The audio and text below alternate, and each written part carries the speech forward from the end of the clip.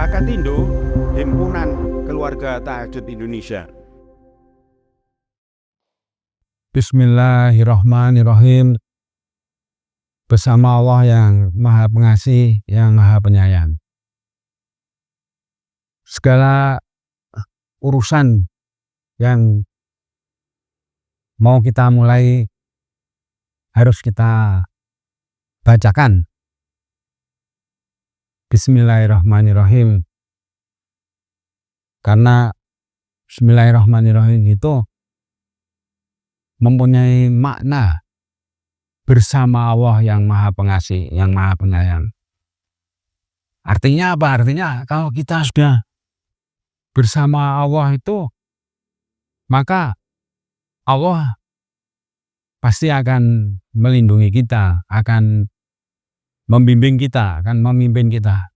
Bahkan yang paling penting akan membantu kita, akan menolong kita dalam urusan yang sedang kita hadapi. Nah, itulah makna yang luar biasa dari kalimat Bismillahirrahmanirrahim. Segala urusan, segala pekerjaan dimulai dengan bacaan basmalah tersebut. Assalamualaikum warahmatullahi wabarakatuh. Wahai saudaraku, alhamdulillah hari ini kita diberi kekuatan, diberi kesempatan oleh Allah untuk melanjutkan, menyampaikan berbagai ilmu tentang sholat tahajud ini. Kita melanjutkan pelajaran tentang sholat tahajud ini karena ilmu tentang sholat tahajud ini sangat banyak sekali. Bahkan kemarin saya ketemu seorang ustadz yang habis memberikan khotbah Jumat. Saya minta tolong di-subscribe channel Motivator Tahajud.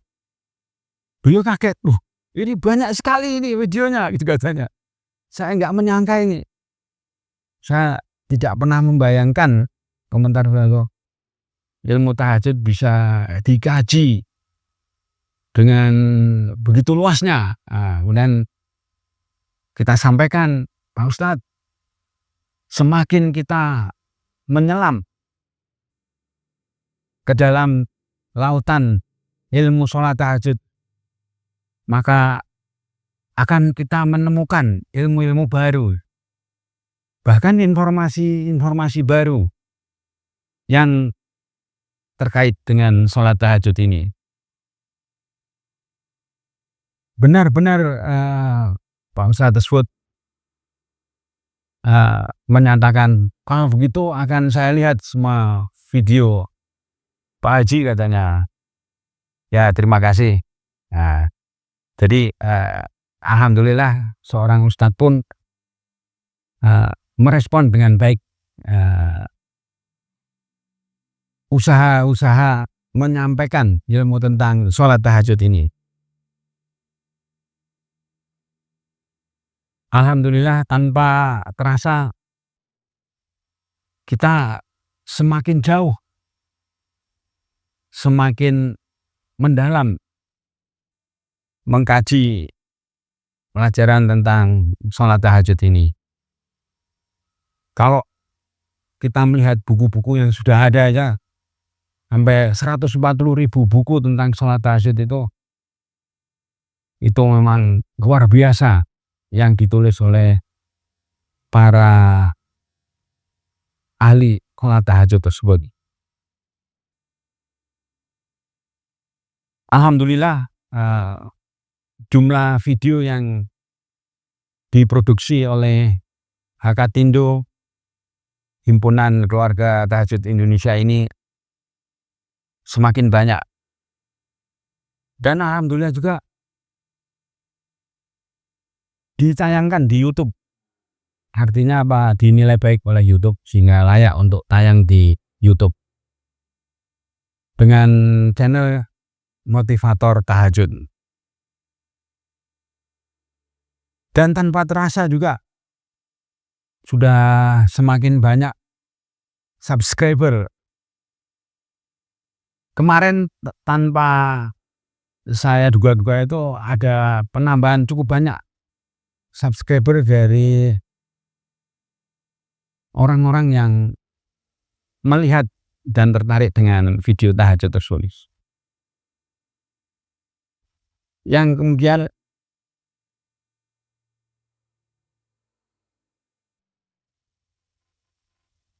dengan semakin banyaknya subscriber terhadap channel Salat Tahajud ini tentu berdampak kepada banyaknya saudara-saudara kita yang melihat video-video tersebut. Bahkan video yang lama pun masih ada yang menonton, video yang awal-awal kita tayangkan di YouTube. Jumlah penonton di setiap video itu alhamdulillah selalu naik. Kemudian ini yang kalau dihitung-hitung itu ada satu video yang sampai ditonton ribuan orang, dan itu benar-benar surprise ya, tidak terbayangkan akan semakin banyak yang tertarik untuk menekuni atau mendalami ilmu sholat tahajud ini. Saudaraku, di manapun Anda berada, apakah di Indonesia maupun di luar negeri, karena ternyata saudara-saudara kita yang di luar negeri seperti di Malaysia, dari Singapura, dari Vietnam, bahkan dari Arab Saudi itu ada yang menonton itu. Jadi alhamdulillah penonton kita tidak hanya, maksudnya yang melihat mau belajar tentang sholat tahajud itu tidak hanya dari Indonesia. Kemudian saudaraku, ada informasi yang saya baru mendapatkan itu. Selama ini saya tidak mengetahui itu. Informasinya itu bahwa sholat tahajud merupakan sunnah Nabi yang terbaik.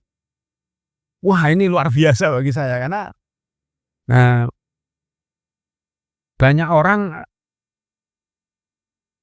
juga tidak menduga kalau sholat tahajud itu sunnah Nabi yang terbaik. Nah, makanya kita kembali kepada sejarah sholat tahajud itu sendiri. Sejarah sholat tahajud itu diperintahkan oleh Allah ketika Nabi Muhammad itu hari kedua menjadi utusan Allah. Jadi belum ada perintah-perintah ibadah yang lain. Nah, sehingga Nabi Muhammad ini setiap malam mengerjakan sholat tahajud. Dan yang perlu kita catat juga bahwa sholat tahajud itu bukan hanya untuk Nabi Muhammad. Ya, buktinya Nabi Muhammad membangunkan istrinya, membangunkan anaknya, membangunkan menantunya, mengajak sholat tahajud sahabat-sahabatnya. Artinya apa? Kalau perintah sholat tahajud itu hanya untuk Nabi Muhammad, pasti Nabi Muhammad tidak akan ngajak-ngajak orang lain. Nah, itu semakin membuat kita yakin bahwa kita sebagai pengikut Nabi Muhammad yang sudah ribuan tahun sekarang ini tetap bisa mengikuti sunnah Nabi tersebut. Nah, sunnah itu artinya apa? Sunnah itu artinya perbuatan atau perkataan dari Nabi Muhammad SAW. Dan artinya apa? Dinyatakan sebagai sunnah yang terbaik. Artinya amal perbuatan Nabi Muhammad itu yang tertinggi nilainya itu sholat tahajud. Atau bahasa lainnya itu yang menjadi nomor 1 diperjuangkan oleh Nabi Muhammad itu sholat tahajud. Itu artinya apa? Artinya kita sebagai pengikut Nabi Muhammad, nah tentu juga harus mempunyai semangat bahwa amal perbuatan nomor 1 yang harus kita perjuangkan itu adalah sholat tahajud. Baiklah, kita bacakan dulu ini karena sudah menyebut Nabi Muhammad SAW. Kita bacakan dulu sholawat wa barik. Allahumma sholli wa sallim wa barik ala sayyidina Muhammad. Allahumma sholli wa sallim wa barik ala sayyidina Muhammad. Allahumma sholli wa sallim wa barik ala sayyidina Muhammad. Allahumma sholli wa sallim wa barik ala sayyidina Muhammad.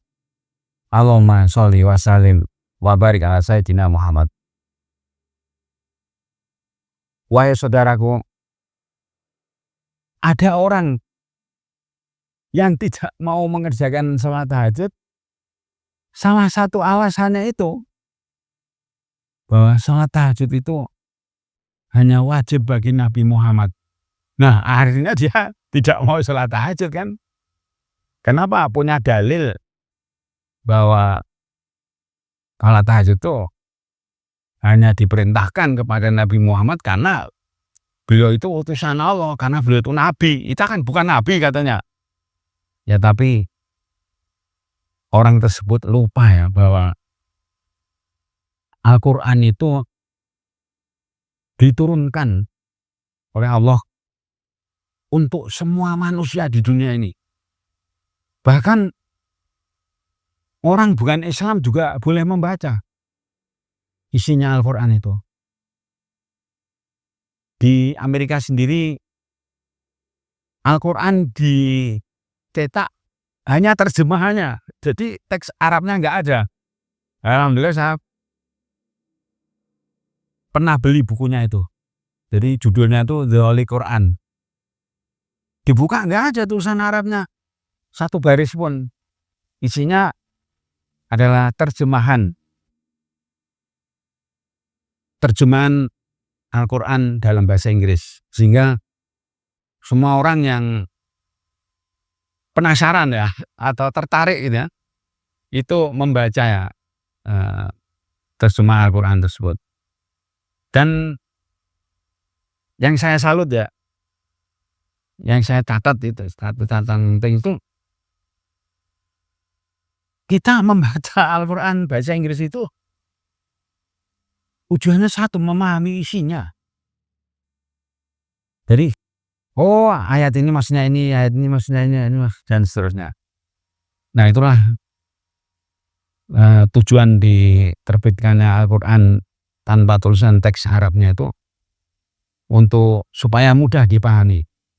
Nah, kalau sudah paham kan, oh ini teks aslinya mana ya? Nah baru orang itu akan mencari teks aslinya. Wahai saudaraku, kalau tadi kita sudah sampaikan ya bahwa amal perbuatan, bahasa mudahnya ya, amal perbuatan Nabi Muhammad SAW yang terbaik di antara amal-amal perbuatan Nabi yang lain itu memang sholat tahajud yang harus kita catat. Jadi luar biasa, Nabi Muhammad itu tidak pernah berhenti mengerjakan sholat tahajud itu. Ada orang yang mempunyai pendapat gini, wah sholat tahajud itu kalau kita perlu saja katanya. Nah itu juga pendapat orang yang tidak mau sholat tahajud di setiap waktu malam hari. Ya namanya orang kan bebas punya pendapat ya, bebas punya pemikiran. Nah, tapi kalau kita sebagai orang Islam yang benar-benar Muslim itu membaca Al-Quran, membaca hadisnya, bahwa sholat tahajud itu luar biasa dikerjakan dengan segala kesungguhan, dengan segala ketekunan oleh Nabi Muhammad SAW. Nah, kemudian saya menemukan informasi baru lagi nih, dalam rangka terus menyelami ilmu sholat tahajud ini. Saya menemukan informasi bahwa sholat tahajud itu mempunyai kedudukan yang lebih tinggi daripada sholat-sholat yang lain. Wah, saya kaget nih. Wah, ini luar biasa, ini informasinya saya baru tahu ini. Puluhan tahun mempelajari ilmu tahajud, baru menemukan informasi ini. Nah, itu ternyata maksudnya sholat tahajud itu mempunyai kedudukan yang paling tinggi dibandingkan sholat-sholat yang lain. Ya silakan disebut sholat apa ya. Nah, itu mempunyai makna yang sangat-sangat mendalam. Kalau sampai kita tidak mengerjakan sholat tahajud itu, berarti kita belum mencapai kesadaran yang tinggi, belum sampai pada taraf kesadaran yang paling tinggi bahwa sholat tahajud itu sholat yang mempunyai kedudukan paling tinggi dibandingkan sholat-sholat yang lain. Nah itu. Nah kemudian tanpa bermaksud memahami yang lain. Bahkan ada yang bertanya pada saya, Pak Haji, apakah setelah kita mengerjakan sholat tahajud itu kita tidak perlu mengerjakan sholat wajib 5 waktu? Ya tidak begitu ya Bang. Sholat tahajud kita kerjakan, sholat 5 waktu tetap kita kerjakan. Karena sholat itu yang disebut di dalam Al-Quran itu wajib hukumnya kita kerjakan. Nah itu. Nah itu maksudnya. Jadi dengan kita mengetahui kedudukan sholat tahajud yang begitu tingginya dibandingkan sholat-sholat yang lain, itu artinya sholat tahajud itu sholat yang pertama-tama harus kita perjuangkan itu. Harus pertama-tama kita usahakan. Artinya apa? Jangan sampai dalam perjalanan hidup kita di dunia ini kita tidak melewati waktu malam dengan sholat tahajud. Kalau sholat-sholat yang lain itu paling mengerjakannya paling 5 menit, 10 menit selesai. Nah. Tapi kalau sholat tahajud itu waktunya itu terbentang sepanjang malam hari. Nah itu yang menjadikan sholat tahajud itu disebut sholat yang sangat istimewa. Nah kemudian ada informasi selanjutnya bahwa kebiasaan, ini malah ayat Al-Quran ini, kebiasaan para penghuni surga sewaktu masih hidup di dunia adalah mengerjakan sholat tahajud. Wah ini luar biasa ini. Jadi karena mengerjakan sholat tahajud itu, maka para pelaku sholat tahajud tadi di akhirat ditempatkan di surga, di tempat yang hidup dalam keadaan mulia, hidup dalam keadaan sejahtera, hidup dalam keadaan enak. Nah ini artinya apa ini ayat ini? Ayat ini artinya barang siapa atau siapa saja yang mempunyai kebiasaan mengerjakan sholat tahajud di waktu malam itu pasti masuk surga. Rumusnya itu ketentuannya. Nah, kemudian kalau memahami Al-Quran, arti positifnya begini, arti negatifnya harus ada itu. Ya kan, karena Al-Quran itu bahasanya singkat dan padat ya. Itu apa artinya di balik ayat itu? Artinya kebiasaan para penghuni neraka sewaktu hidup di dunia itu tidak mengerjakan sholat tahajud itu. Nah, ini yang beberapa ustadz yang diskusi dengan saya itu, loh kok Pak Haji bisa sampai ke situ katanya. Loh, saya kan belajar bahasa Indonesia itu berbagai gaya bahasa, berbagai makna itu, bahasa itu mempunyai arti di balik kalimat itu. Di balik kalimat itu berarti di balik ayat tadi ya, berarti kebiasaan para penghuni neraka itu sewaktu hidup di dunia tidak mengerjakan sholat tahajud. Nah, itu yang perlu kita catat ya. Jadi ada makna yang di baliknya itu. Nah, ternyata ada informasi selanjutnya ini yang perlu kita sampaikan dulu sebelum kita ulas secara utuh ya. Bahwa kalau ini hadis Nabi ini, Nabi Muhammad menyampaikan ya bahwa kebiasaan orang-orang sebelum kamu itu, kebiasaan orang-orang cerdas sebelum kamu itu bangun malam dan mengerjakan salat tahajud. Nah, itu artinya apa? Artinya orang-orang yang tidak cerdas dalam tanda kurung apa gitu ya kan, nanti kesalahan nih kalau mengucapkan. Nah, itu tidak mengerjakan salat tahajud. Arti lebih mendalamnya lagi apa? Orang yang mengerjakan salat tahajud itu tambah cerdas dengan berjalannya waktu itu.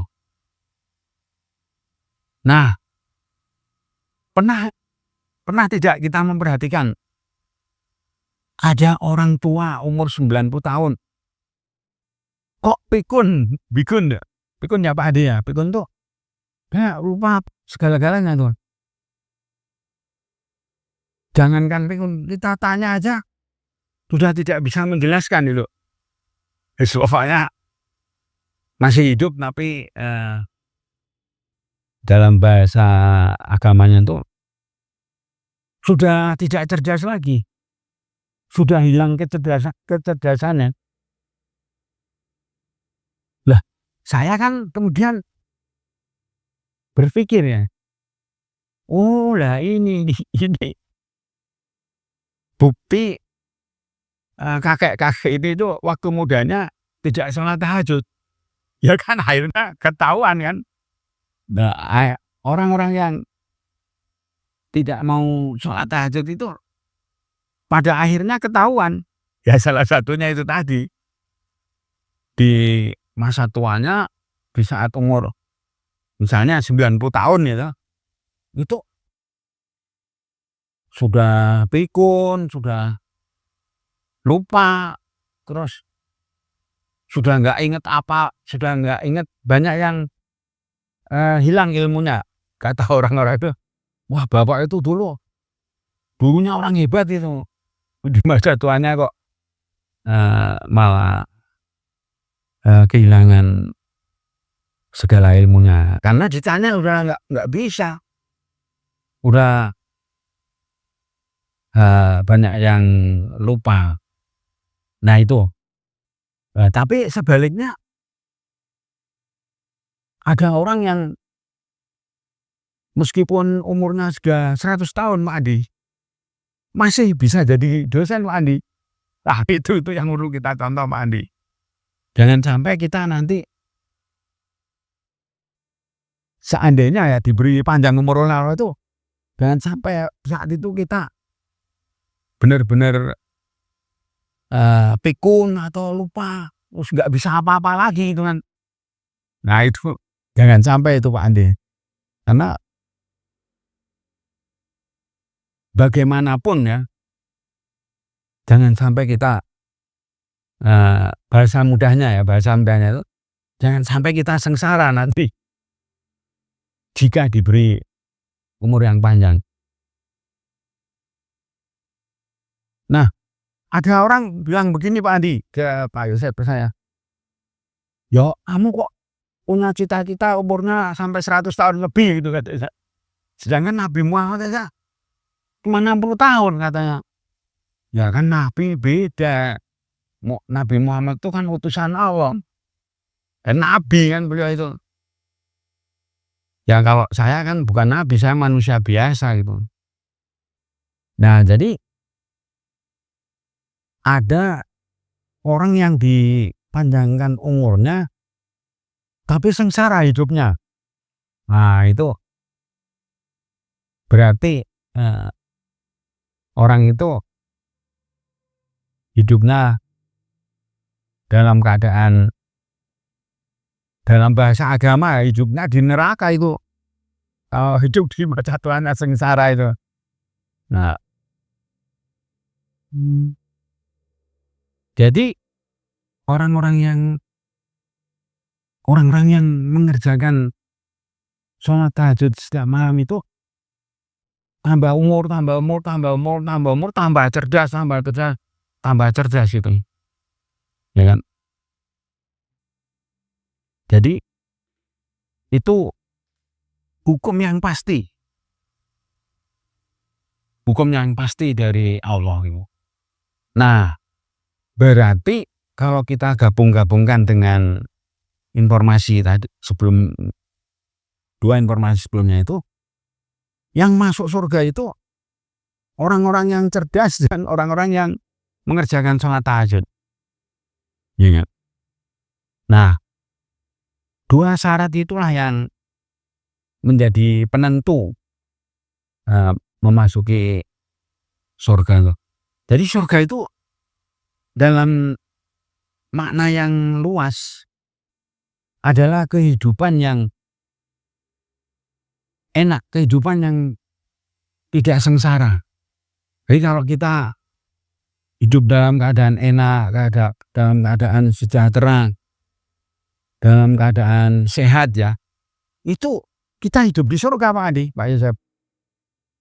Jadi Hakatindo, Himpunan Keluarga Tahajud Indonesia, saudara-saudaraku dimanapun berada, terutama di seluruh Indonesia ini, banyak yang bertanya, apakah motivator tahajud siap hadir untuk diundang dimanapun? Ya benar, kita siap hadir seandainya ada yang mengundang untuk mengadakan pengajian khusus tentang tahajud. Dan insya Allah segalanya dimudahkan oleh Allah. Salam tahajud. Sekali lagi, surga itu bukan dikejar nanti setelah kita meninggal dunia Pak Andi. Malah ada ayat Al-Quran itu, barang siapa di dunia hidup sengsara Pak Andi, Pak Yosef, di akhirat hidupnya lebih sengsara lagi. Nah itu. Jadi kalau ada yang punya pendapat, nggak apa-apa saya di dunia hidup sengsara ya, yang penting nanti di akhirat masuk surga gitu. Nah ini ya mohon maaf, berarti ngarang sendiri Pak Andi. Ngarang sendiri. Ketentuan dari Allah tidak begitu.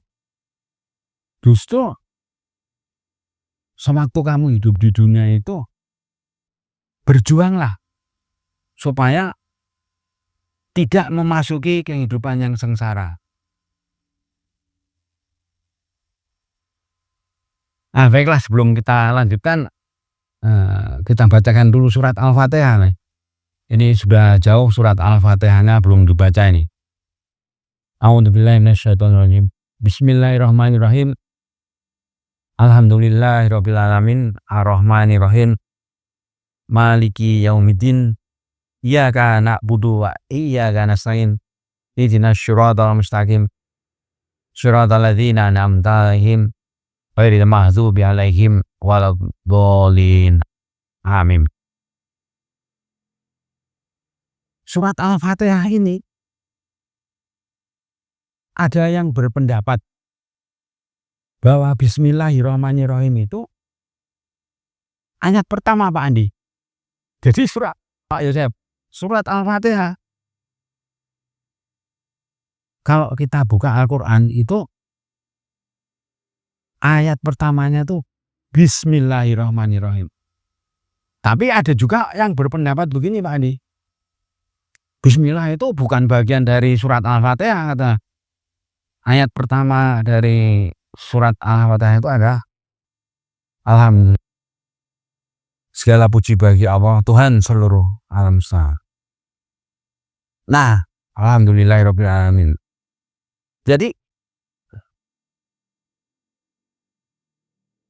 kalau saya mengikuti pendapat yang Bismillahirrahmanirrahim itu ayat pertama dari surat Al-Fatihah. Mengapa? Karena surat-surat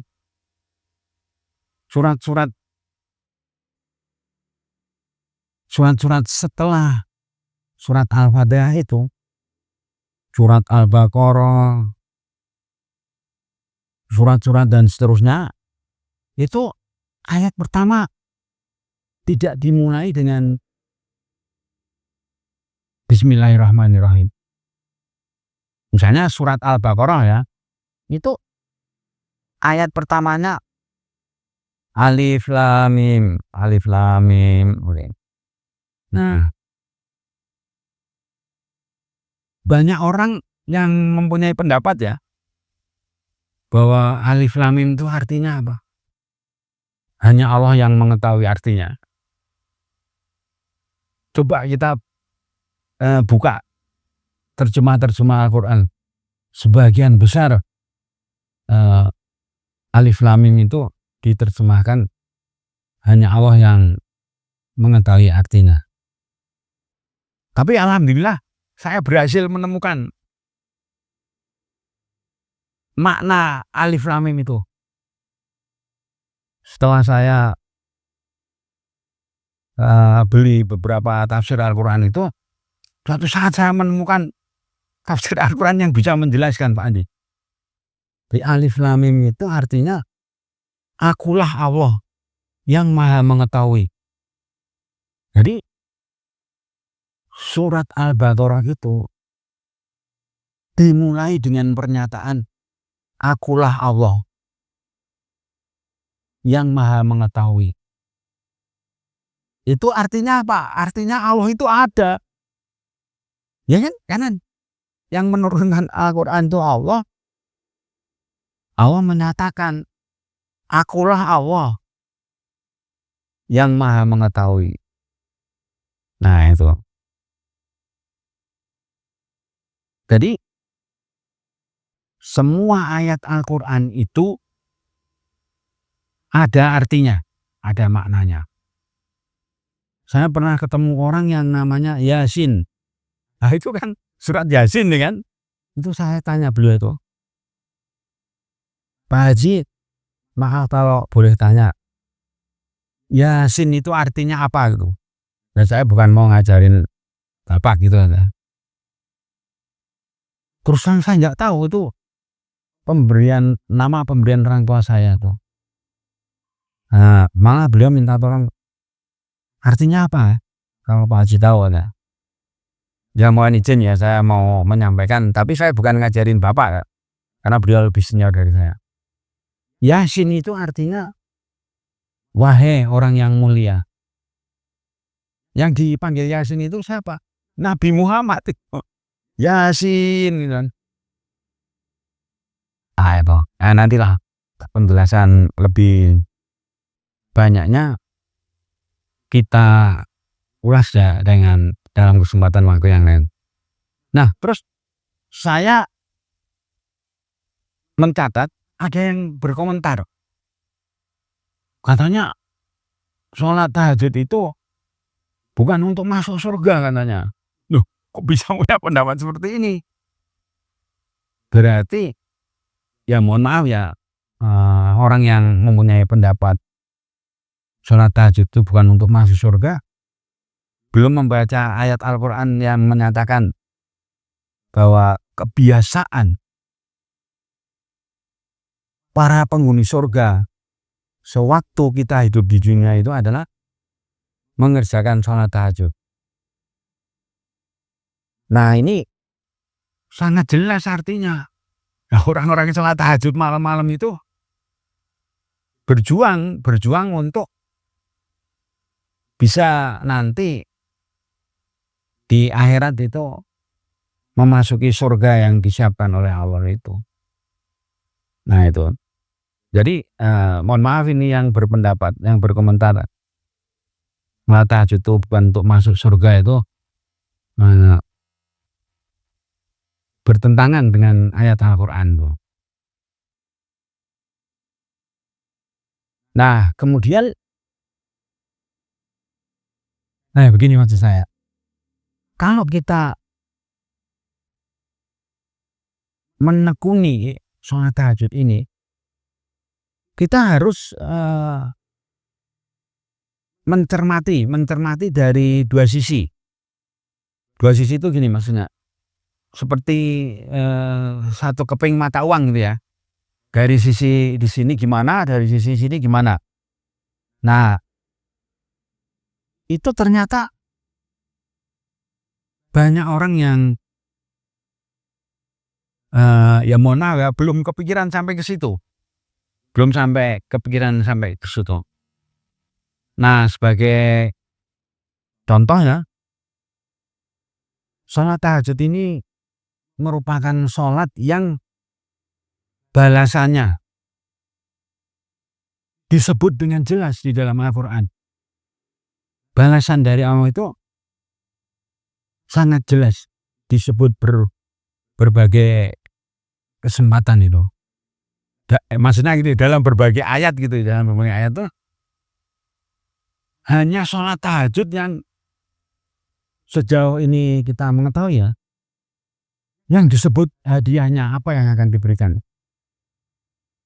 Nah, salah satu hadiah yang akan diberikan oleh Allah kepada para penamal sholat tahajud itu adalah kehidupan yang mulia, hidup yang mulia. Makanya banyak orang yang diberi nama oleh orang tuanya itu mulia. Ya kalau orang Jawa mulya gitu ya. Wah, kalau di Sunda mulia gitu kan. Harus ada A-nya terakhirnya kan. Nah itu. Jadi kenalan saya juga aja itu namanya apa? Mulya. Nah, jadi hadiah utama dari sholat tahajud itu adalah mendapatkan kehidupan yang mulia. Nah, kehidupan yang mulia ini bahasa Arabnya itu makom mahmudah. Bahasa Arabnya ya. Nah, kehidupan yang mulia itu penata luas sekali maknanya. Hidup yang mulia itu. Nah, hidup yang mulia itu. Nah, kalau orang-orang yang mengerjakan sholat tahajud itu dalam surat Al-Isra itu ya, akan diberi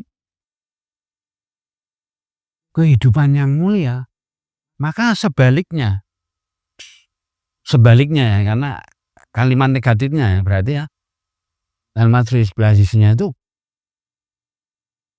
orang-orang yang tidak mau sholat tahajud itu tidak akan mendapatkan kehidupan yang mulia di dunia ini. Itu beberapa ustadz kaget, Pak Andi. Nah, Bapak kok tahu dari mana gitu? Beliau menyatakan, selama ini saya baca Al-Quran tuh tidak ada itu pernyataan orang yang tidak tahajud tidak akan mulia hidupnya gitu. Nah, terus kemudian saya menjelaskan, ya mohon izin Pak Ustadz, saya bukan mengajari Pak Ustadz gitu ya. Kalimat negatifnya dari ayat itu adalah orang-orang yang tidak sholat tahajud akan mendapatkan kehidupan yang tidak mulia. Kemudian beliau merenung sejenak, terus menjawab singkat Pak Andi. Wah, Anda benar katanya. Saya ikut katanya. Makna itu gitu. Iya, kalau ditanya mana ayatnya yang menyatakan tidak sholat tahajud itu hidupnya tidak mulia, ya tidak ada yang kalimat letterlek seperti itu. Tetapi makna di balik kalimat itu tuh. Gitu. Nah, jadi kalau Allah itu berjanji akan memberikan banyak hadiah kepada orang-orang yang sudah sholat tahajud, itu artinya Allah juga akan memberikan hukuman kepada orang-orang yang tidak sholat tahajud. Ya kan maksudnya itu. Makna sebaliknya gitu ya, makna negatifnya. Kalau Allah berjanji akan banyak sekali memberikan hadiah kepada orang-orang yang malam-malam tahajud itu, arti negatifnya Allah akan memberikan banyak sekali hukuman kepada orang-orang yang tidak mau sholat tahajud. Nah itu. Nah saya pernah ketemu Ustadz juga. Beliau mengatakan begini loh. Saya nggak menyangka itu punya pendapat beliau itu. Loh, sholat tahajud itu nggak dikerjakan nggak apa-apa katanya. Tidak dikerjakan itu tidak akan mendapat hukuman dari Allah. Mana ayatnya kata beliau itu? Mana ayatnya? Saya itu habis Al-Quran kata beliau. Saya itu hafal semua ayat Al-Quran. Nah ternyata beliau itu memahami teks Al-Quran itu apa yang tertulis saja gitu. Di baliknya itu apa? Belum dapat perhatian lah bahasa mudanya ya. Nah itu. Nah itu kemudian ada informasi yang menarik lagi ya. Nah kemudian ada juga ustadz yang sangat terkenal tuh. Dia pendapatnya tidak mendorong orang untuk sholat tahajud. Kata beliau sholat tahajud itu kewajibannya Nabi Muhammad gitu. Bukan kewajiban kita katanya. Oh ya sudah, berarti beliau punya pandangan yang berbeda itu. Nah sementara ustadz yang menyatakan tidak mengerjakan sholat tahajud itu tidak apa-apa katanya. Wah mohon maaf. Berarti beliau belum mendalami lebih jauh makna perintah sholat tahajud itu. Jadi kalau Allah memberikan perintah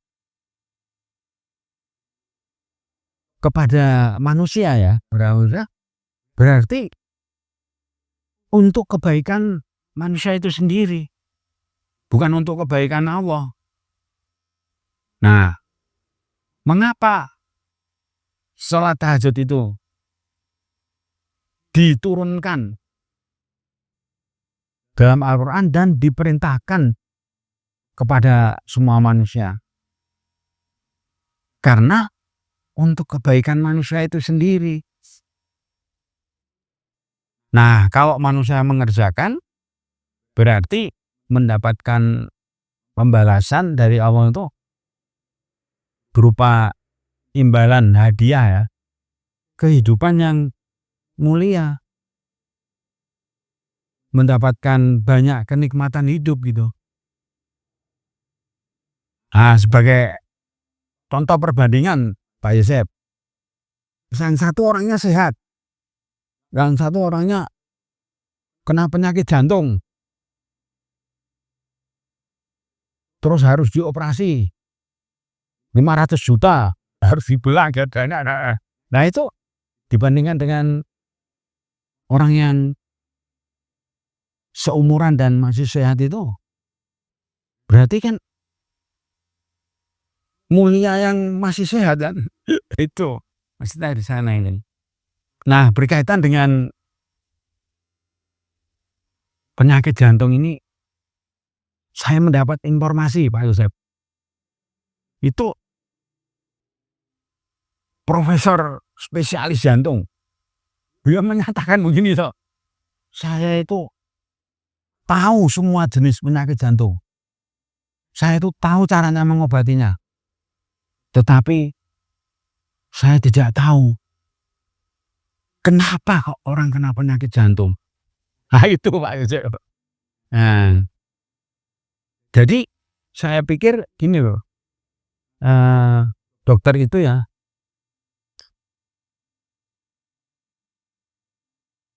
mengerjakan, maksudnya gini loh, bahasa mudahnya gimana? Dokter jantung itu kalau sudah ada kejadian orang kena sakit jantung, baru dokter-dokter itu mengobati Pak Yosef. Yang saya tangkap ya. Tetapi saya salut sama profesor itu. Dengan jujur mengakui, saya tidak tahu ini penyebabnya apa kok. Orang kok kena penyakit jantung. Nah, kalau saya tahu Pak Yosef, jawabannya Pak Yosef. Karena orang tersebut malam-malam tidak sholat tahajud ketika sehat. Wah itu penjelasan medisnya panjang lebar itu. Ada bukunya itu Pak Yosef yang menjelaskan mengapa orang yang tidur saja di malam hari ya, tidak bangun-bangun, tidak sholat tahajud itu pasti rusak jantungnya. Nah itu kalau sudah rusak, tidak kembali kepada Allah ya, tapi malah pergi ke rumah sakit ya, minta dioperasi. Masya Allah. Ada teman saya itu sudah dioperasi dan dipasang ring jantungnya sudah 4 itu. Itu wah bagaimana kebayangnya ya.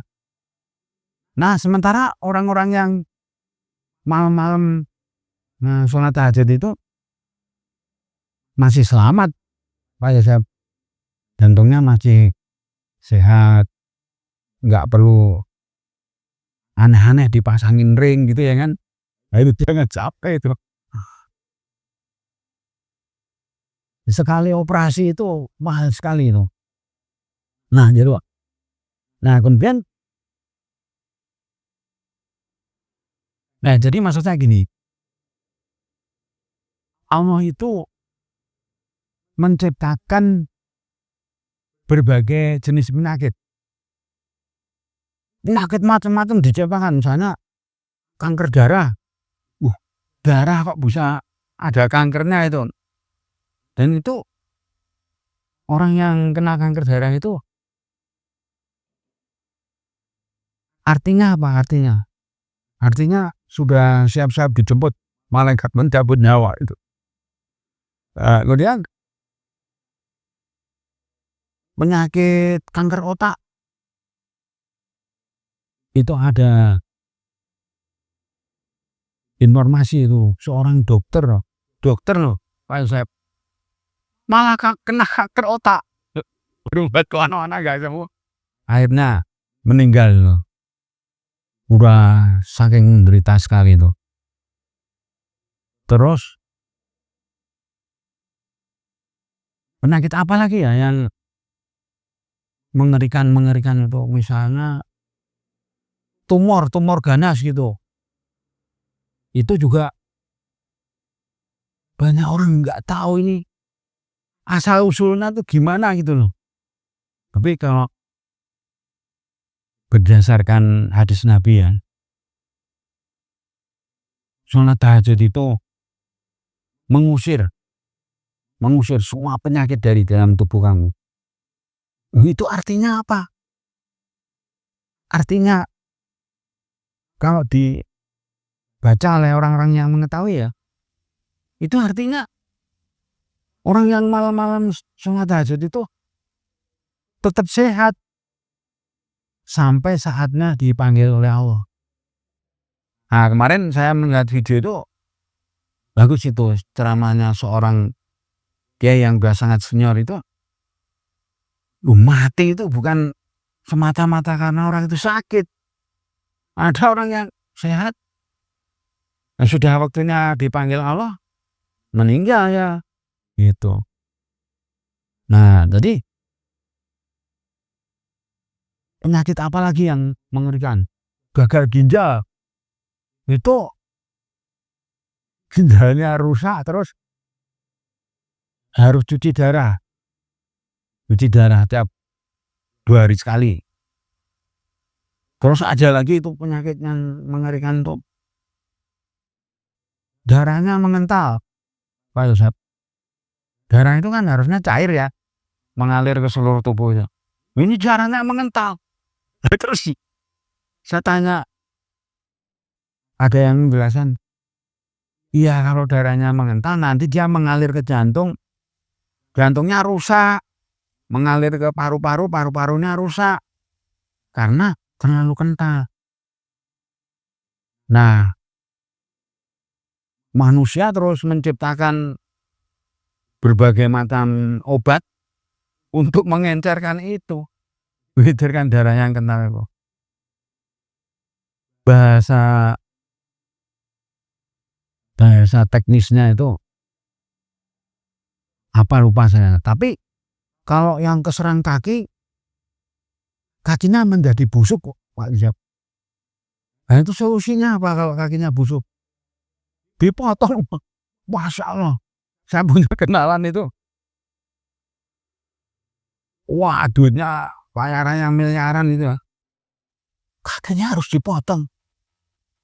Nah, itu karena saya teman dekat ya, saya berani bertanya, Bu Haji waktu sehat kemarin malam-malam tahajud enggak? Enggak, Aben.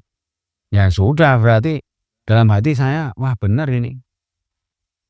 Ya kan, karena Nabi Muhammad kan tidak mungkin berbohong kan.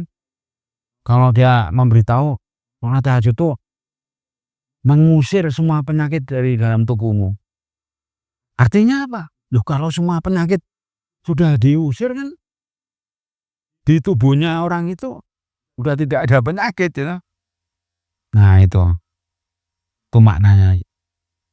Nah, yang kedua, ternyata tujuan Allah menciptakan penyakit-penyakit ganas bermacam-macam itu, tujuannya apa itu? Tujuannya untuk menghukum orang-orang yang nggak mau tahajud. Gitu. Karena kata Nabi Muhammad kan, sabda Nabi ya, orang yang tahajud itu sehat katanya. Orang yang tahajud itu diusir semua penyakitnya. Nah, berarti kalau ada orang kok tiba-tiba kena kanker gitu kan, nah berarti kan itu dikasih Allah berarti. Nah, buktinya dokter yang ahli pun nggak tahu ini asal usulnya gimana ini. Itu saya kaget loh. Kok bisa gitu ya? Seorang Ya saya bukan meremehkan ya toh. Kok bisa ya kok sampai sejauh itu tidak mengetahui ini ya. Ya dan memang kalau dalam bahasa agama itu tiba-tiba penyakit itu dikirimkan. Dulu ada senior saya itu tiap hari wah kesana kemari itu. Tiba-tiba makan enak nggak terasa. Nggak ada rasanya terus jadi kuat badannya itu atau terus jadi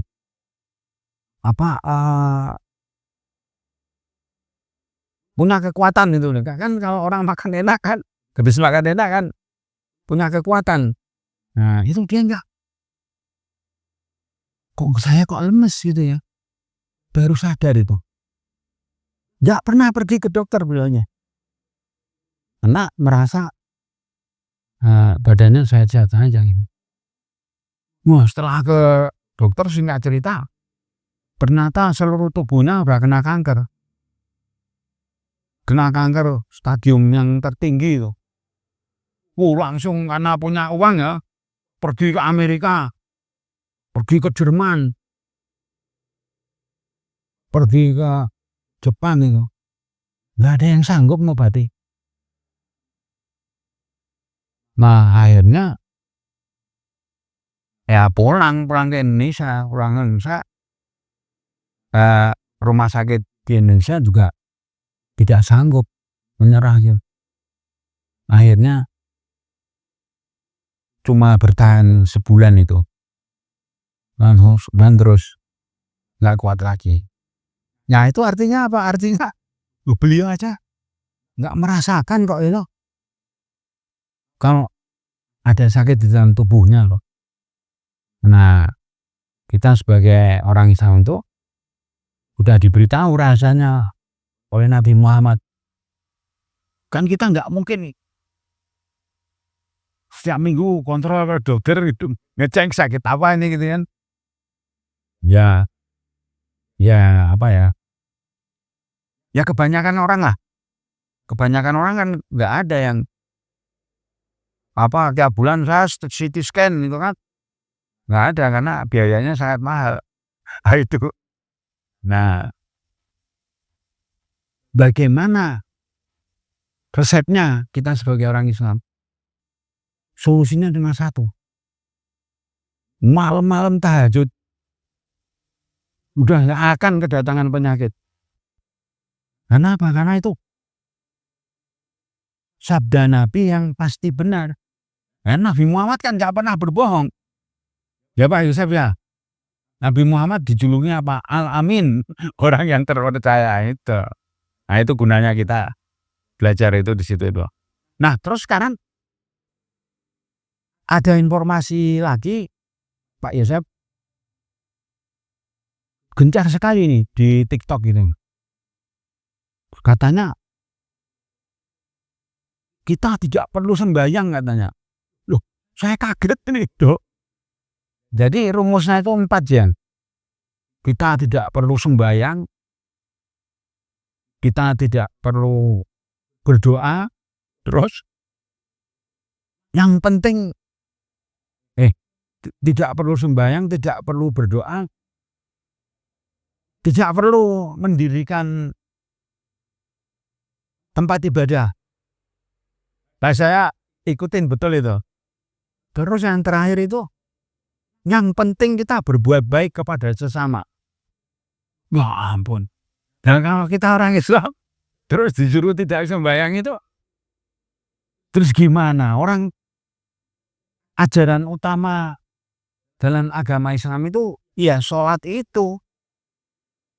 Bahkan sholat tahajud itu, sholat yang paling utama itu yang tadi saya sebutkan di awal-awal itu. Sholat tahajud itu sholat yang kedudukannya paling tinggi dibandingkan sholat-sholat yang lain. Nah, kok sekarang tiba-tiba muncul pendapat ya? Ya silahkan kalau menurut saya. Orang mau punya pendapat apapun bebas lah ya. Yang penting tidak mencaci maki yang lain ya. Nah bebas ya, tapi kalau kita mencerna kan boleh memahaminya. Kalau tidak perlu sembahyang wah, kita terus bahasa halusnya ya, kamu tidak perlu sholat tahajud bahasa halusnya. Ya tidak bisa karena sholat tahajud itu ajaran utama dalam agama Islam. Sholat tahajud itu amalan utama dalam agama Islam. Nah, terus kalau kita tidak sembahyang, tidak sholat lah bahasa umrah.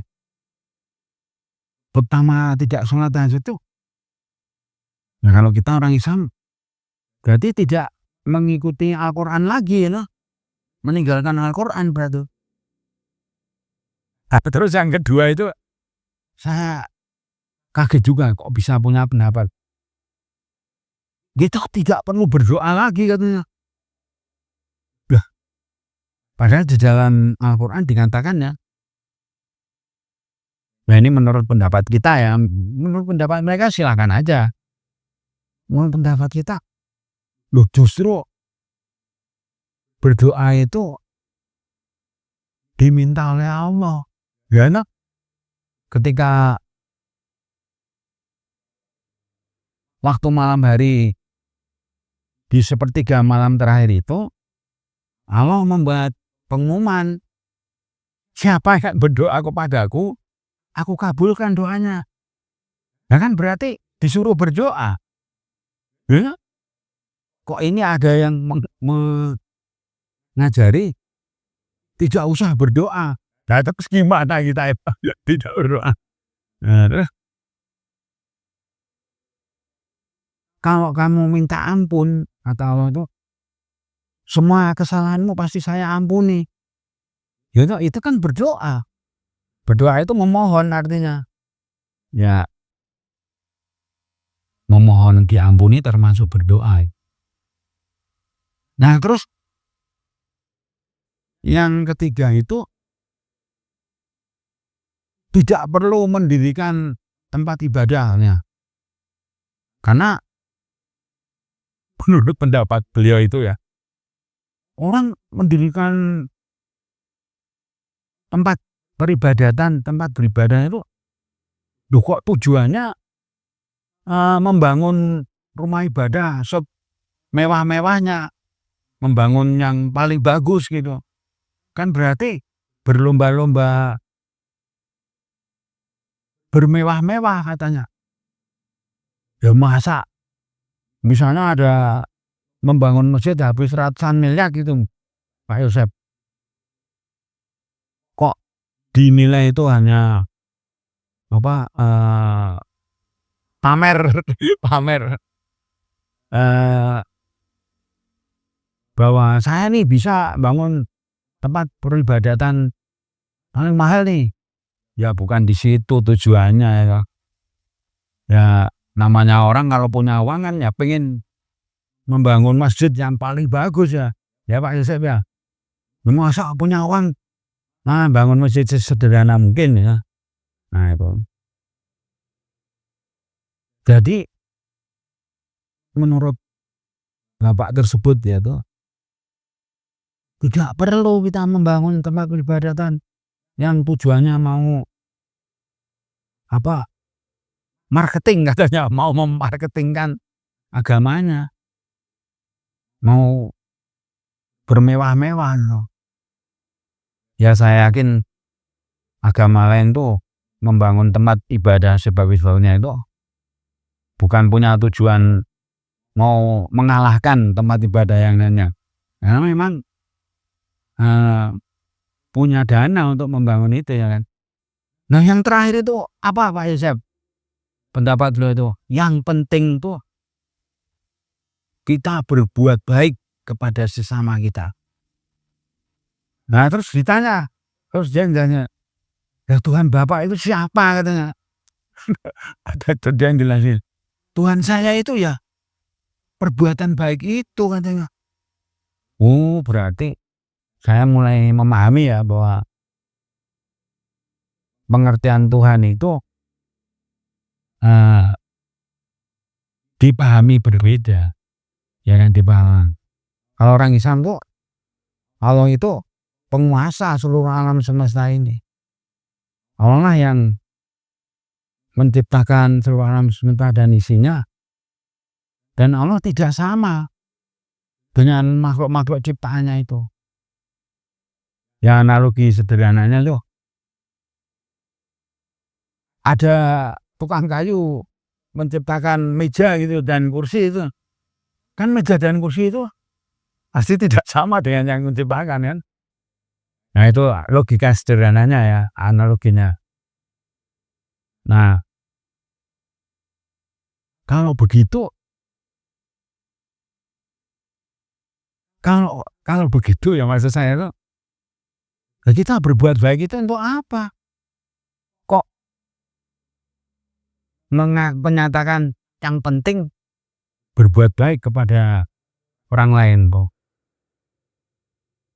Nah kalau dalam Islam, nah orang berbuat baik itu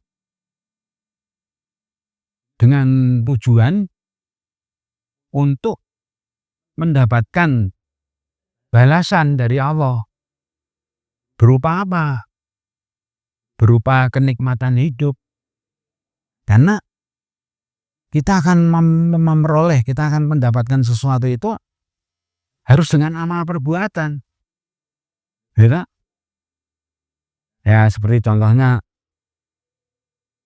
sholat tahajud. Nah kembali ke sholat tahajud. Kita pengen hidup mulia di dunia ini. Pengen hidup enak. Pengen hidup tidak sengsara, ya kan? Pengen hidup selalu sehat. Pengen hidup selalu sehat.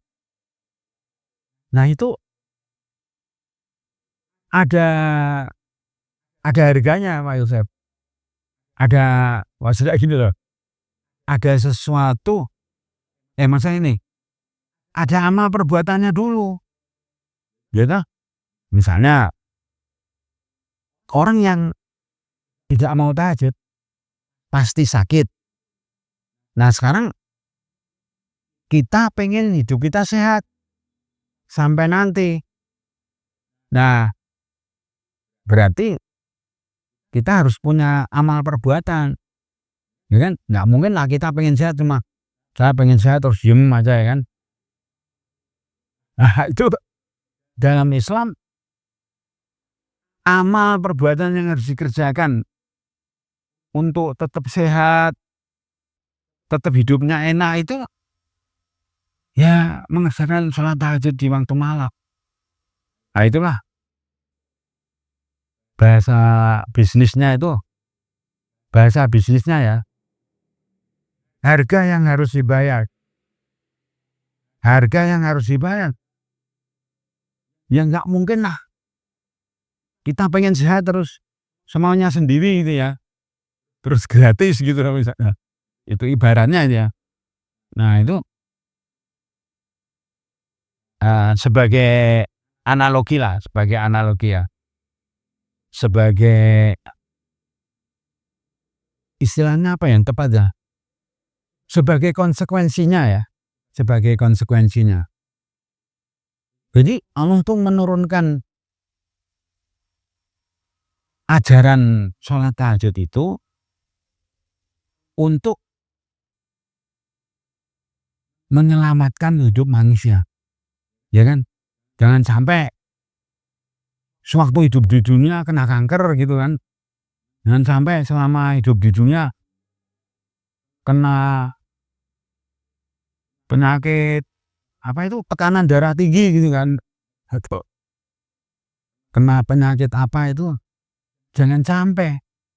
Karena ada ajarannya, ada amal perbuatan yang bisa menyelamatkan kita itu. Jadi kita harus menyadari bahwa kita hidup di dunia ini ada yang menciptakan, bahwa kita hidup di dunia ini kita hidup di alam semesta yang ada yang menciptakan. Nah, siapa yang menciptakan seluruh alam semesta ini? Semua orang pasti akan menjawab Allah, ya kan? Allah lah, sejak zaman dahulu kala, siapapun orangnya itu pasti tahu. Kamu kenal Tuhan nggak? Tahu Allah gitu. Nah, cuma masalahnya mau tidak kita itu mengerjakan apa-apa yang diperintahkan oleh Allah dan meninggalkan apa-apa yang tidak mengerjakan apa-apa yang dilarang oleh Allah. Baiklah, saya pikir pelajaran hari ini cukup ya. Kita tutup dengan berdoa. Bismillahirrahmanirrahim. Ya Allah, terima kasih pada hari ini kami berhasil menyelesaikan pelajaran tentang sholat tahajud yang semakin jauh kita pelajari. Alhamdulillah kita bisa masih diberi kesehatan. Ya Allah, berikan kami kekuatan lahir dan batin, berikanlah kami ilmu untuk bisa semakin memahami sholat tahajud ini. Jadikan kami ini orang-orang yang dapat memahami semua ayat-ayat Al-Quran. Jadikanlah kami ini semua golongan hamba-hambamu yang bangun malam, yang mengerjakan sholat tahajud. Ya Allah, terimalah doa kami ini, terimalah permohonan kami ini, dan kabulkanlah semuanya yang sudah kita sampaikan. Kita tutup dengan mengucapkan Alhamdulillahirabbil alamin. Assalamualaikum warahmatullahi wabarakatuh. Terima kasih semuanya.